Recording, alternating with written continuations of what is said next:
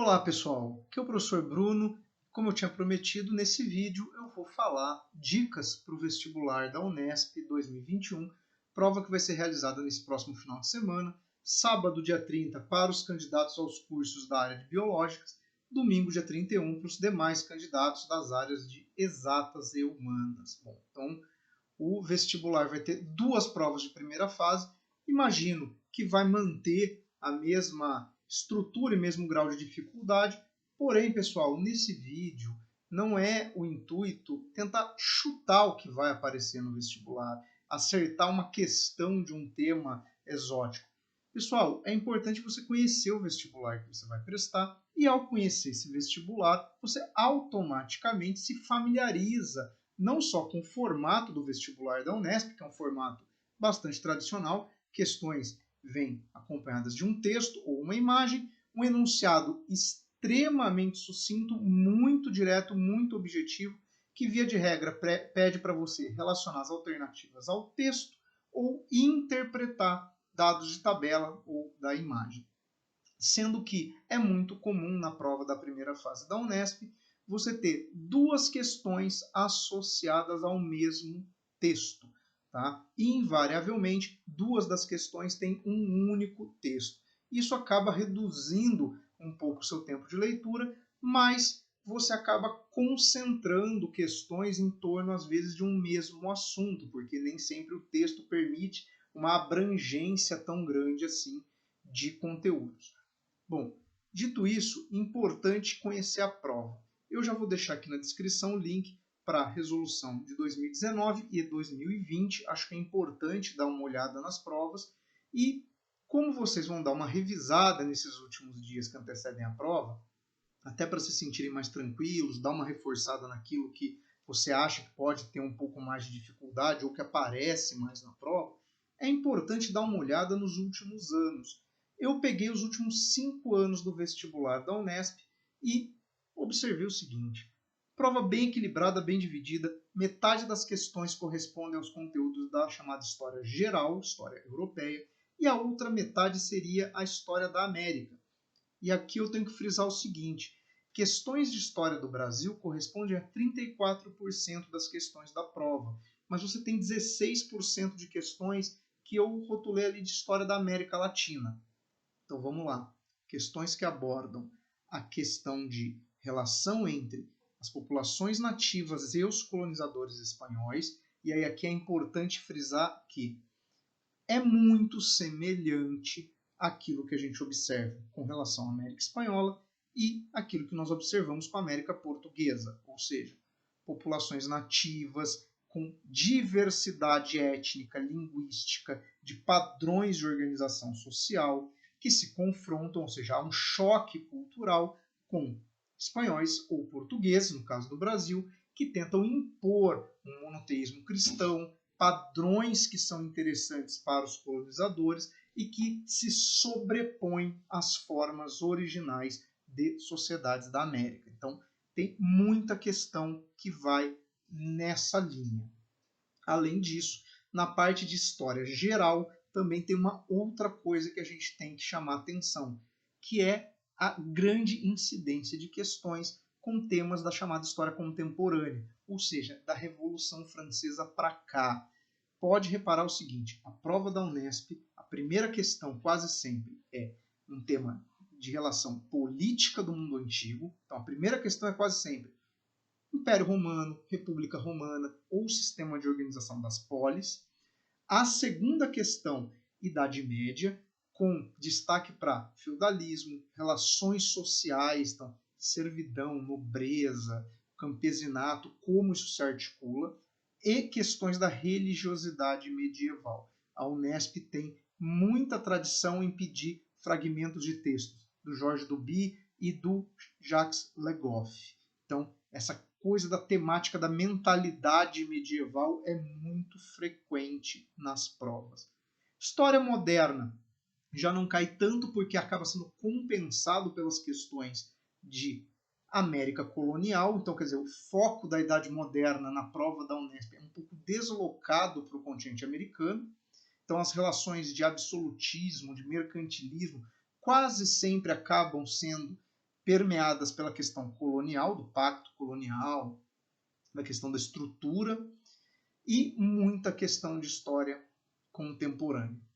E aqui vamos destacar o seguinte, um tema frequente, industrialização, revolução industrial, sociedade capitalista, é muito frequente na prova da Unesp. Tá? Além disso, questões de imperialismo e os desdobramentos, ou seja, as guerras mundiais também aparecem com muita frequência na prova da Unesp. Eu peguei aqui uma questão para comentar justamente de um desses tópicos que é meio que repetitivo na prova da Unesp. Bom, vamos olhar a questão 36 da prova de 2016. Ela dizia o seguinte, a divisão capitalista do trabalho, caracterizada pelo célebre exemplo da manufatura de alfinetes, analisada por Adam Smith, foi adotada não pela sua superioridade tecnológica, mas porque garantiu ao empresário um papel essencial no processo de produção, o de coordenador que, combinando os esforços separados de seus operários, obtém um produto mercante. Então, era um texto que falava da divisão do trabalho, da introdução do método e mencionava o texto do Adam Smith que faz a análise dessa oficina de produção de alfinetes. Bom, vamos resolver aqui a questão e depois a gente fala da incidência do tema. Ao analisar o surgimento do sistema de fábrica, o texto destaca, ou seja, ele está pedindo para você associar a temática do texto a uma das alternativas, aquela que melhor explica a essência do texto. A. O maior equilíbrio social provocado pelas melhorias nos salários e condições de trabalho. Galera, vamos lá. O texto não menciona melhoria alguma, nem de salário, nem de condição de vida dos trabalhadores. Então não pode ser. Olha, é segundo o texto. O texto destaca o quê? Não é isso. B. Melhor aproveitamento do tempo de trabalho e a autogestão da empresa pelos trabalhadores. Autogestão da empresa seriam os próprios trabalhadores administrando a fábrica, algo que se aproxima do modelo de cooperativa. Não é o que o texto aborda. O texto, inclusive, fala da existência do empresário, ou seja, de alguém que é o dono da empresa, o dono dos meios de produção, mas que não é o operário. Então, está errado também. C. Desenvolvimento tecnológico como fator determinante para o aumento da capacidade produtiva. Olha aqui um detalhe. Essa questão você até poderia marcar pensando, bom, industrialização, aumento da tecnologia, máquina, tá certo. Mas vamos olhar o elemento do texto.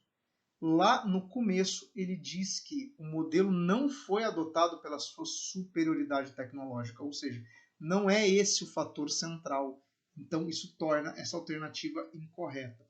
Então, repare bem como as questões da Unesp se relacionam diretamente com o texto. É diferente de outros vestibulares em que o texto introduz o assunto, mas não necessariamente você tem que fazer esse vínculo tão direto entre as informações da alternativa e o texto. Muitas vezes o texto é mais para apresentar e contextualizar a situação, mas a resposta pressupõe outros conhecimentos. A Unesp é muito apegada aos elementos estritamente contidos no texto. Alternativa D. Ampliação da capacidade produtiva como justificativa para a supressão de cargos diretivos na organização do trabalho. Pessoal, cargos diretivos, cargos que dirigem o trabalhador. Mas aí é a função do empresário, é justamente a existência desses cargos que o texto pontua, não o desaparecimento deles. E aí sobrava E, a importância do parcelamento de tarefas e o estabelecimento de uma hierarquia no processo produtivo. Sim, parcelamento de tarefas é a própria ideia da divisão do trabalho, e essa hierarquia é o quê? O gerente da fábrica, o supervisor da fábrica, o empresário, esses cargos da administração, da gestão do ambiente fabril. Então aqui era a alternativa E. Agora vamos voltar a falar do tema em si. Revolução Industrial, Sociedade Industrial. Olha como isso é recorrente na prova da Unesp. Essa questão é de 2016 e faz uma citação indireta a um texto do Adam Smith. Pois bem, vestibular 2019.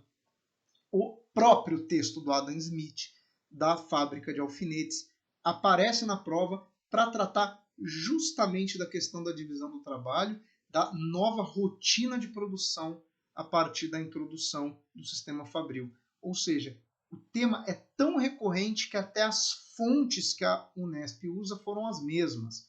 Então, por isso que é importante você conhecer o vestibular, olhar as provas anteriores. Você vai reparar essa redundância de certos temas. Então, industrialização, imperialismo, esses temas aparecem muito.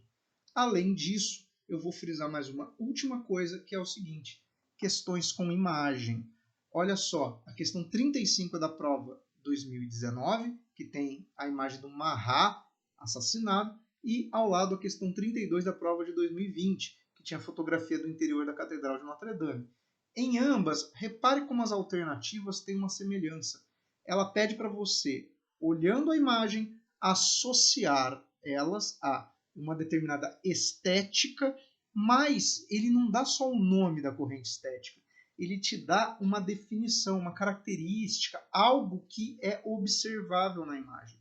Então aqui, pessoal, não é o centro da coisa, não é você saber se isso aqui é gótico, é neoclássico, se é renascentista. Não. Você tem que associar, na verdade, as informações que estão junto à imagem. Então, não fique se pegando só no termo, no nome da escola artística, mas na definição que acompanha. Fica a dica, porque muitas vezes você pega outros vestibulares que só botam assim. Isso é um exemplo da pintura modernista, gótica, clássica. Não é essa a ideia da Unesp, de ser uma prova com esse grau de conhecimento externo sobre arte. Bom, e com relação à história do Brasil, aí a gente pode observar uma distribuição bem equilibrada de questões sobre o período colonial, período imperial, principalmente destaques para sistemas políticos, então questão do voto, questão dos sistemas socioeconômicos, então escravidão, relação com a cafeicultura, com o ciclo da cana-de-açúcar, mineração, e Brasil-República, ali também bem distribuído entre as fases, República Velha, período Vargas e populismo, ditadura militar. Poucas questões nos últimos anos trataram do pós-ditadura, ou seja, o período da nova república. Mas a questão de processos eleitorais, caracterização de períodos democráticos e períodos ditatoriais, isso aparece bastante na prova da Unesp. Pessoal, então espero uma boa prova para vocês domingo. Deem uma revisada olhando as últimas provas. Eu vou deixar aqui na descrição o link para os manuais de prova, para você pegar a prova e dar uma olhada. Guarde essas dicas com relação a alguns temas que são repetitivos e essa ideia de como olhar principalmente as questões que têm imagens. Fora isso, boa prova para todo mundo e até o próximo vídeo, que vai ser o da resolução da prova da Unesp.